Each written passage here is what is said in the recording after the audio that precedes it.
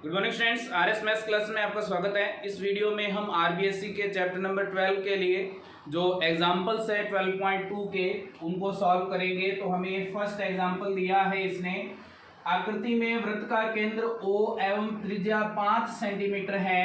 यदि OP लंब है AB पर, OQ लंब है CD पर, AB CD के समांतर है, तो AB का मान है 8 सेंटीमीटर, CD का मान है 6 सेंटीमीटर, PQ का मान हमें ज्ञात करना है। तो हमें कहा है कि AB और CD दो ऐसी जीवाएं हैं जो आपस में समांतर हैं। केंद्र का नाम O है, OP AB पर लंब है और OQ लंब है CD पर, और जो इसकी त्रिज्याएं हैं उनकी लंबाइयां हैं 5-5 सेंटीमीटर, और AB की लंबाई है 8 सेंटीमीटर, CD की लंबाई है हमारे पास 6 सेंटीमीटर। तो हमें PQ की लंबाई ज्ञात करनी है। ये जो PQ है ये हमें ज्ञात करना है। PQ ज्ञात करने के लिए हमें OP और OQ को जोड़ना पड़ेगा। तो पहले हम OP निकालेंगे, फिर हम OQ निकाल लेंगे। हम अगर देखें तो हमारे पास ये 90 डिग्री का कोण बन रहा है। तो ये कौन सा त्रिभुज है? समकोण त्रिभुज। ये भी कौन सा त्रिभुज है? समकोण त्रिभुज। समकोण त्रिभुज में पाइथागोरस प्रमेय लगा करके हम तीसरी भुजा ज्ञात कर सकते हैं अगर हमारे पास दो भुजाएं दी हो। तो एक भुजा तो है 5 सेंटीमीटर, AB की लंबाई है टोटल 8 सेंटीमीटर। हमने ये प्रमेय पढ़ी थी कि केंद्र से अगर हम लंब डालते हैं किसी जीवा पर तो हमारे पास वो उस जीवा को बराबर दो भागों में बांटती है। टोटल 8 है तो ये कितनी हो जाएगी? 4 सेंटीमीटर। ये भी कितनी हो जाएगी? 4 सेंटीमीटर। इधर हमारे पास 6 सेंटीमीटर है CD, लंब डाला है तो इसने बराबर दो भागों में बांटा है। ये 3 सेंटीमीटर, ये भी कितनी हो जाएगी? 3 सेंटीमीटर। तो हमारे पास दो दो भुजाएं आ गई हैं। इन दोनों त्रिभुजों में हम पाइथागोरस प्रमेय लगा करके OP और OQ का मान ज्ञात कर लेंगे। तो पहले हमारे पास है त्रिभुज APO में क्या बनेगा? APO में पाइथागोरस प्रमेय क्या लगेगी? कर्ण की स्क्वायर बराबर आधार की स्क्वायर प्लस लंब की स्क्वायर। अब यहाँ से कर्ण क्या होता है? 90 डिग्री के सामने वाली भुजा क्या नाम है? AO। तो AO की स्क्वायर बराबर आधार क्या है? किसी को भी ले सकते हैं, AP ले लेते हैं, AP की स्क्वायर प्लस लंब क्या है? OP, तो OP की स्क्वायर। AO का मान है हमारे पास 5 की स्क्वायर, AP का मान है हमारे पास 4, तो 4 की स्क्वायर प्लस OP का मान हमें ज्ञात करना है। 5 की स्क्वायर कितनी होती है? 25 बराबर 4 की स्क्वायर 16 प्लस OP की स्क्वायर। 16 प्लस का इधर आकर क्या हो जाएगा? माइनस का, बराबर OP की स्क्वायर।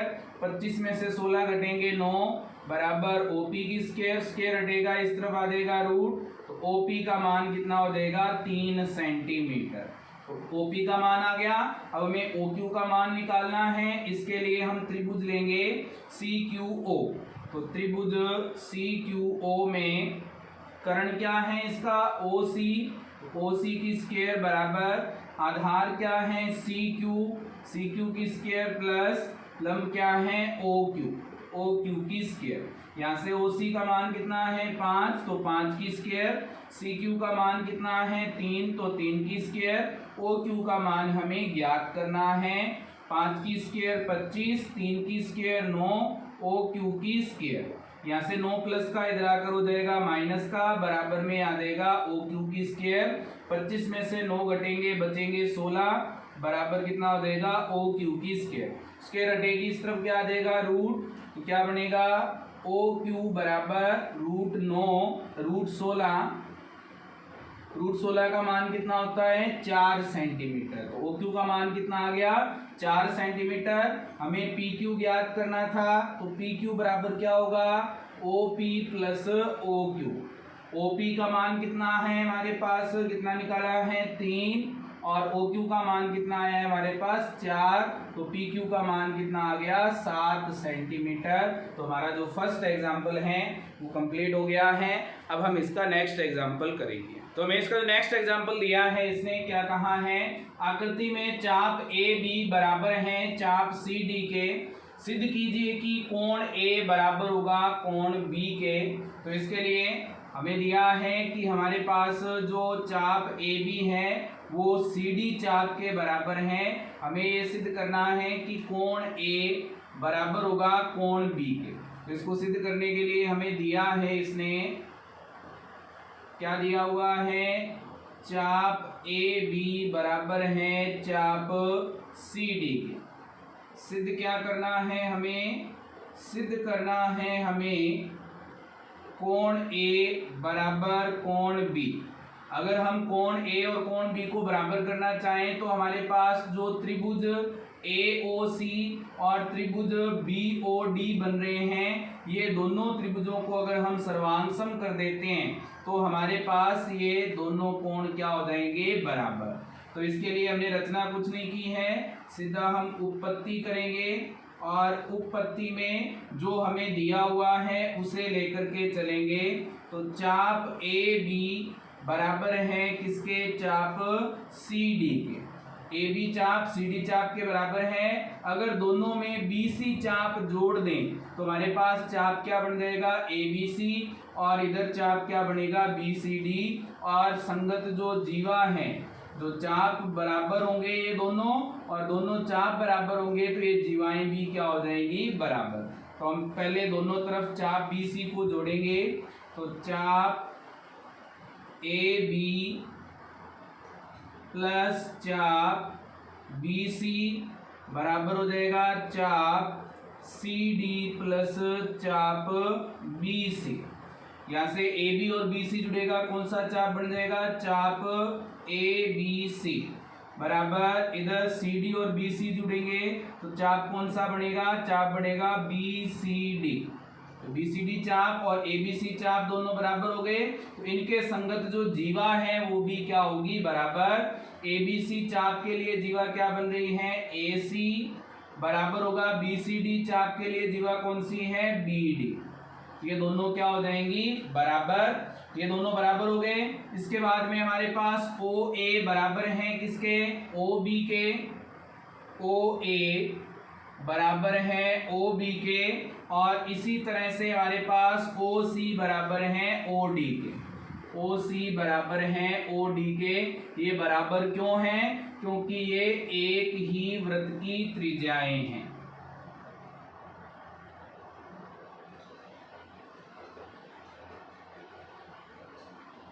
अब जब तीनों भुजाएं बराबर हों किसी त्रिभुज के लिए तो हमारे पास दोनों त्रिभुज क्या होते हैं, सर्वांग सम। कौन से नियम से, SSS सर्वांग समता से।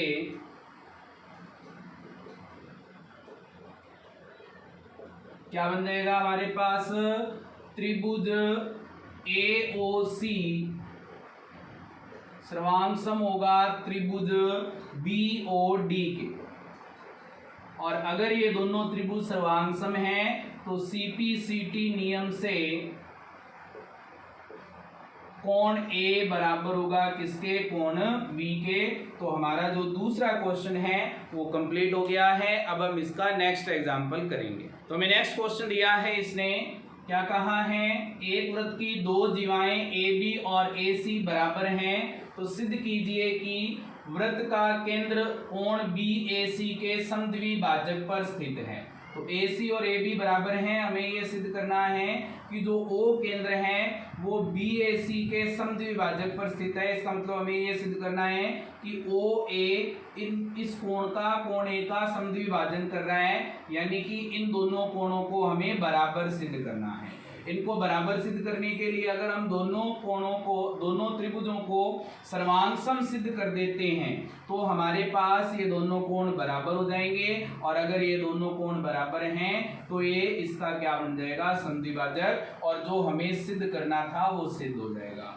तो इसके लिए हमें दिया क्या है, इसने दिया है हमें कि AB बराबर है किसके, AC के। सिद्ध क्या करना है, सिद्ध करना है हमें कि हमारे पास केंद्र O कोण BAC के समद्विभाजक पर स्थित है, अर्थात कोण CAO बराबर है कोण BAO के। ये हमें सिद्ध करना है। तो इसको सिद्ध करने के लिए हमने रचना की है। रचना क्या की है? OC और OB की रचना की है। OC व OB की रचना की। अब यहां से हमें उत्पत्ति करनी है। तो उत्पत्ति में दोनों त्रिभुज लेकर के चलेंगे। कौन कौन से त्रिभुज? त्रिभुज AOB व त्रिभुज AOC में। इन दोनों त्रिभुजों में अगर हम देखें तो AB AC के बराबर दिया हुआ है। AB बराबर है AC के, ये हमें दिया है। उसके बाद OC बराबर होगा OB के, तो OB बराबर है OC के, क्योंकि ये एक ही वृत्त की त्रिज्याएं हैं। और उसके बाद हमारे पास OA बराबर होगा OA के, क्योंकि ये क्या है? उभयनिष्ठ भुजा है। अब जब तीनों भुजाएं बराबर होती हैं तो कौन सा नियम लगता है? SSS सर्वांग समता से त्रिभुज AOB सर्वांगसम है त्रिभुज AOC के। और अगर ये सर्वांगसम है तो ये दोनों कोण क्या हो जाएंगे? बराबर। CPCT नियम से क्या बनेगा? कोण BAO बराबर होगा कोण CAO के। और ये दोनों कोण बराबर हैं तो हम लिख सकते हैं कि वृत्त का केंद्र कोण BAC के समद्विभाजक पर स्थित है। अतः वृत्त का केंद्र कोण BAC के समद्विभाजक पर स्थित है। तो हमारा जो तीसरा एग्जाम्पल था वो कंप्लीट हो गया है। अब हम इसका नेक्स्ट एग्जाम्पल करेंगे। तो हमें नेक्स्ट एग्जाम्पल दिया है इसने, उदाहरण नंबर 4। यदि दो वृत्त एक दूसरे को दो बिंदुओं पर प्रतिच्छेदित करते हैं तो सिद्ध कीजिए कि उनके केंद्रों को मिलाने वाली रेखा उनकी उभयनिष्ठ जीवा का लंब समद्विभाजक होगी। तो हमें कहा है कि दो वृत्त हैं हमारे पास अलग अलग केंद्रों वाले, O और P केंद्रों वाले। ये दोनों एक दूसरे को दो बिंदुओं पर प्रतिच्छेद करते हैं जिनका नाम दिया है हमने A और B। हमें यह सिद्ध करना है कि इनके केंद्रों को मिलाने वाली रेखा जो है उनकी उभयनिष्ठ जीवा का लंब समद्विभाजन करती है। तो ये जो केंद्रों को रेखा मिला रही है ये इस जीवा का लंब समद्विभाजन कर रही है, ये बात हमें सिद्ध करना है। इसका मतलब हमें ये भुजा इस भुजा के बराबर सिद्ध करनी है और ये जो कोण है वो 90 डिग्री सिद्ध करना है। तो इसको सिद्ध करने के लिए जो हमें दिया हुआ है पहले वो लिखेंगे। क्या दिया है हमें? दिया है हमें O व P केंद्रों वाले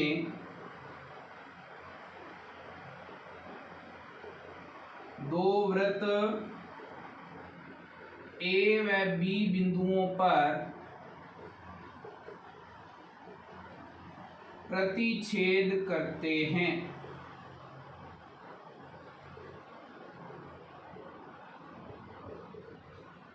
सिद्ध क्या करना है हमें? सिद्ध करना है हमें कि OP AB का लंब समद्विभाजक है।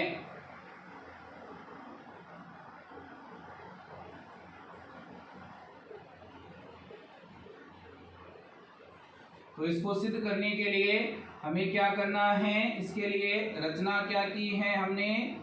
रचना की है हमने OA, OB, AP और PB की रचना की है।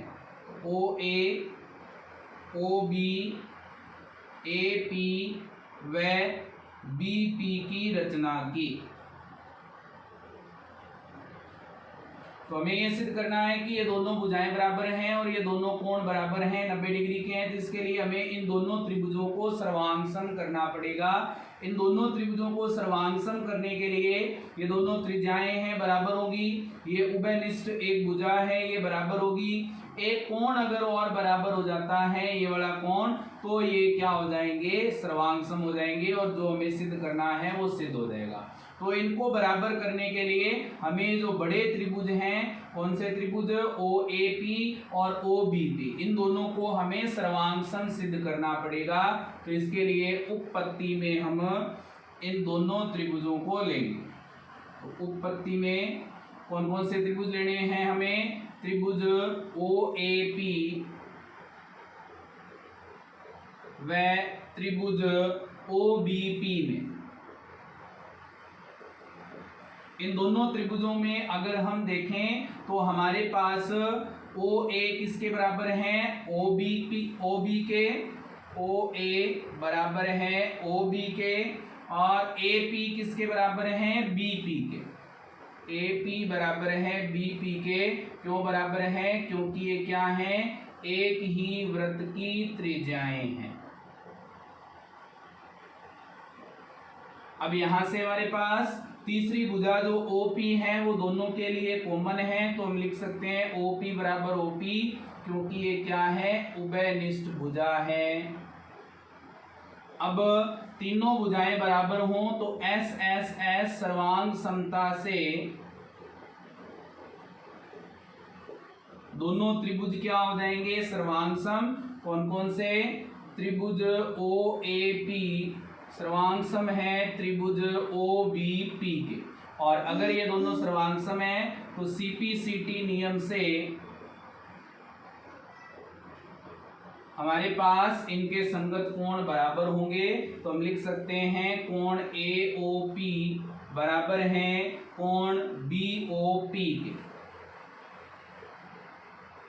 अब ये दोनों कोण बराबर आ गए, तो अब इन दोनों त्रिभुजों को लेंगे। कौन कौन से त्रिभुज, O बीच में नाम दे देते हैं हम इसका, कोई भी नाम दे दो, M नाम दे देते हैं, OMA और OMB।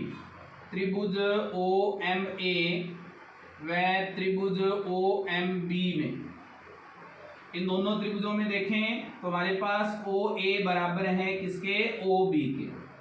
OA बराबर है OB के, क्योंकि ये क्या है, एक ही वृत्त की त्रिज्याएं हैं।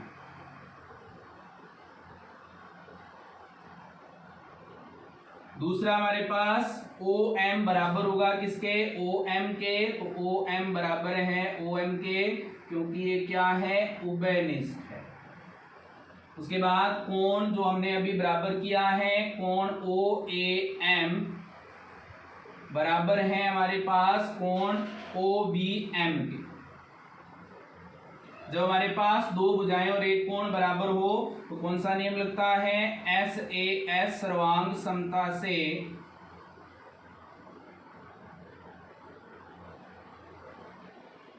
दोनों त्रिभुज क्या हो जाएंगे, सर्वांग सम। तो हम लिख देंगे त्रिभुज OMA सर्वांग सम है त्रिभुज OMB के। और अगर ये दोनों त्रिभुज सर्वांगसम हैं तो संगत भुजाएं और कोण क्या होंगे, बराबर। तो हम यहाँ पे लिख रहे हैं इसे, कौन कौन सी भुजाएं, AM बराबर है MB के। कौन से नियम से, CPCT नियम से।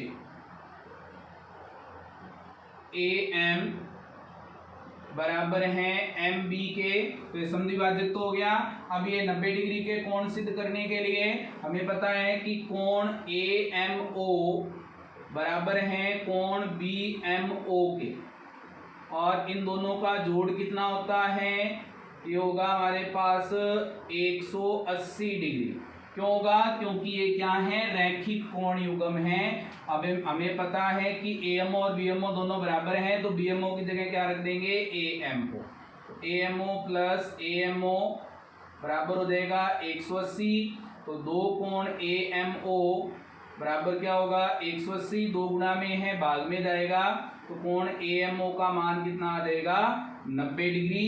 कोण AMO 90 डिग्री है तो BMO भी कितना होगा, 90 डिग्री का होगा।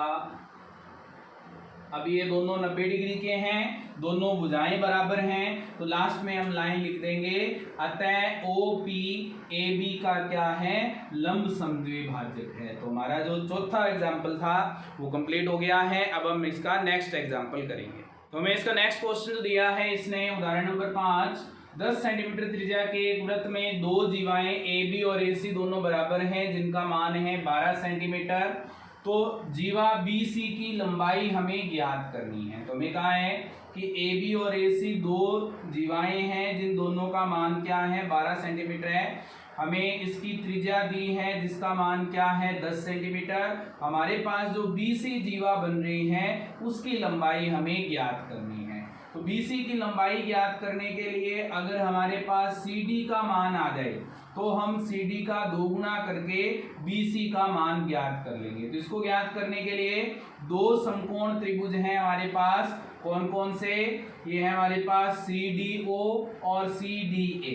इन दोनों त्रिभुजों में, समकोण त्रिभुजों में पाइथागोरस प्रमेय लगाएंगे और CD का मान ज्ञात करेंगे। तो पहले हम त्रिभुज लेंगे, त्रिभुज CDA।